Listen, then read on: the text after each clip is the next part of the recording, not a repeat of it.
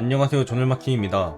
맨유는 최근 불안했던 흐름이 오늘도 이어지면서 팬들의 불만이 더욱 높아질 수밖에 없었는데요. 개인적으로 레스터와의 경기에서 솔샤르의 문제점이 거의 다 드러났다 해도 과언이 아닙니다. 일단 선발 라인업을 보면 메가이어가 다행히도 부상에서 복귀했고 3선에는 포그바, 마티치가 선발로 나섰는데요. 최근 왼쪽에서 기용되는 산초가 선발로 출전했고 부상에서 복귀한 레시포드는 벤치에서 대기했습니다. 레스터전은 완패했습니다. 로저스는 경기를 잘 준비했고 솔샤르는 그렇지 못했으며 경기에 대한 대처 역시 늦었습니다. 문제점을 하나씩 살펴보자면 3선에 대한 중원 조합은 아직도 해결하지 못했는데요. 마티치와 포그바의 중원 조합은 잘 풀리는 날이 많긴 했지만 이날 마티치 포그바 중원 조합은 단점만 드러났습니다. 포그바의 아쉬운 수비력, 마티치의 느린 기동성이 레스터의 중원에 힘을 쓰지 못했는데요. 레스터는 공격 시에 경기장을 넓게 사용하면서 윙백들을 최대한 터치라인에 가깝게 두고 미드필더들의 적극적인 공격 가담, 투톱이 뒷공간 침투와 측면 공격에 가담하면서 맨유의 측면과 뒷공간을 노렸습니다. 또한 빠른 공격 전개로 맨유의 3선이 복귀하기도 전에 공격을 풀어가는데 이때 포그바는 공격에 가담하면서 전진해 있고 마티치는 발이 느려 수비에 복귀하는데 오래 걸리면서 뒷공간을 지속적으로 내줬습니다. 특히나 이날 쇼와 비사카가 많이 뚫리면서 수비적인 지원이 많이 필요했는데 3선의 수비 복귀가 느려 위험한 장면들을 많이 노출했습니다. 3선에 대한 얘기는 사실 이적 시장까지 올라가게 되는데요. 결국 3선에 대한 보강이 필요하다는 평가가 많았음에도 불구하고 보강을 하지 않은 것이 스노우볼로 이어진 것이 아닌가 싶습니다. 또한 반더비크를 기용하지 않는 것, 어쩌면 반더비크가 3선의 해결책이 될 수도 있는데요. 라인업에 대한 얘기도 안 할 수 없습니다. 좋은 스쿼드를 가지고 있는 맨유인데 솔샤르는 최적의 선수 구성이 무엇인지 찾지 못한 것 같습니다. 포그바는 개인적으로 왼쪽 2선 미드필더로 출전했을 때 가장 빛이 났다고 생각하는데 그렇다고 이 자리에 기용하자니 산초 레시포드가 있고 포그바를 3선으로 내리자니 전문 수비형 미드필더는 마티치밖에 없습니다. 산초의 역할도 문제입니다. 산초는 왼쪽보다 오른쪽으로 출전했을 때 더 빛이 난다고 생각하고 왼쪽으로 출전했을 때도 측면보단 중앙에 위치해야 장점이 드러나는 선수인데 산초의 역할은 도르트문트 때와는 다릅니다.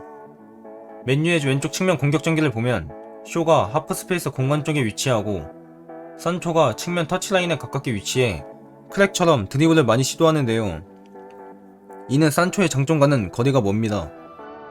그렇다고 산초를 오른쪽에 기용하자니 부패와 동선이나 역할이 겹칠 수 있고 공격적으로 많이 전진하면서 도움을 주는 쇼와 달리 비사카는 공격적으로 전진하는 횟수가 쇼에 비해 적고 공격적인 능력 역시 아쉬운 모습을 많이 보이고 있습니다. 결국 이러한 라인업 문제와 선수들을 적절히 융합시키지 못한 것이 공격을 전개할 때 여실히 드러나는데요. 마티치와 포그바는 공격에 많이 가담하지만 패스를 통해 변수를 만들어낼지언정 직접 침투하면서 변칙적인 움직임을 보이지는 않는데요. 이 둘은 박스 바깥에 주로 위치하면서 경기를 조율하는데 그렇다면 누군가는 변칙적인 움직임이나 패스 앤 무브를 통해 상대 공간을 허물어야 되는데 레스터전에 그런 선수가 있었는가 하면 없었습니다.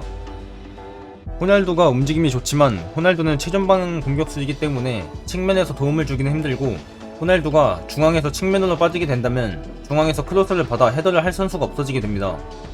왼쪽에서 그나마 산초가 누쿠시와 함께 2대1 패스나 침투하는 움직임을 가끔 보이지만 애초에 측면 공격에 가담하는 숫자가 적어 그마저도 막히는 경우가 많습니다. 레시포드가 복귀한 것은 희소식이나 아직 답답한 면은 여전한 맨유입니다. 이 모든 문제는 결국 감독의 문제로 귀결되는데요. 경기에 대한 대처 자체도 안 됐던 솔샤르입니다. 레스터는 경기 내내 강한 전방 압박을 보였는데 후반전까지도 레스터의 압박을 버거워하며 압박을 전혀 풀어내지 못했습니다.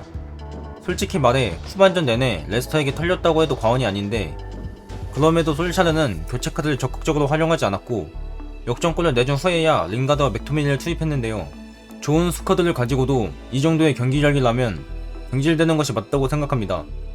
위기의 감독이라는 별명을 가진 솔샤르라 다시 살아날 수도 있겠다만 언제까지 위기, 극복, 위기를 반복할 것인지 보드지는 결단을 내릴 때가 왔다고 생각합니다. 맨유에 대한 비판만 많이 했지만 레스터가 경기를 잘했습니다. 레스터의 얘기를 잠깐 하자면 강한 전방 압박으로 맨유의 실수를 유발했으며 득점까지도 만들어냈는데요. 압박 시 레스터 대응을 보면 투톱인 바디와 이에나초가 센터백을 압박하고 메디슨이 비사카를 압박하는데요. 르쿠쇼는 페레이라가 전진해서 압박하고 틸레망스, 수마레는 3-3 미드필더인 포그바와 마티치를 압박해주면서 체계적인 전방 압박을 보였습니다. 선수들의 간격 조절도 핵심이었습니다. 빌드업 시에는 선수들의 간격을 넓게 벌려 최대한 공간을 많이 활용하고 짧은 패스를 고집하면서 맨유의 선수들을 유인했는데요. 메디슨까지도 빌드업에 가담없는 모습을 보여주면서 맨유의 라인을 끌어당기고 순간적으로 롱패스나 빠른 전진 패스를 통해 맨유의 수비 대응이 갖춰지기 전에 공격을 시도했습니다.